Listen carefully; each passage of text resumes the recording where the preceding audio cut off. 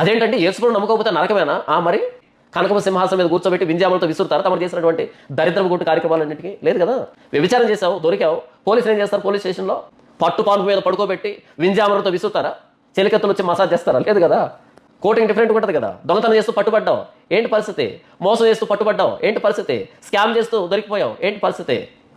పోలీసులు కానీ కోర్టులు కానీ ఎవిడెన్సెస్ కావాలి. దేవుడికి ఎవిడెన్స్ అక్కర్లేదు కదా. అంతరంగంలో ఉన్న దురాలోచనలు కూడా పాపంగానే పరిగణిస్తాడు కదా ఆయన. ఒక స్త్రీని మోహపు చూపు చూస్తేనే అప్పుడే వారి హృదయంలో వ్యభిచారం చేసుకో చెప్పాడు కదా. కాబట్టి దేవుడికి సాక్ష్యాధారాలు అక్కర్లే. ప్రభువైన యేసుక్రీస్తు వారి సిలువ దగ్గరకు వచ్చి ప్రభువా నేను పాపిని, నా పాపాలను బట్టి నువ్వు సిలువలో ప్రాణం పెట్టామని అంగీకరిస్తే రక్షించబడతాం ఉచితంగా.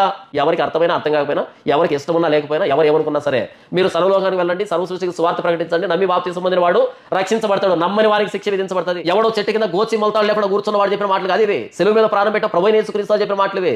నా ప్రాణత్యాగాన్ని అంగీకరిస్తే రక్షణ, నా ప్రాణత్యాగాన్ని అంగీకరించకపోతే నిత్యనాశనం, శిక్ష అని చెప్పాడు.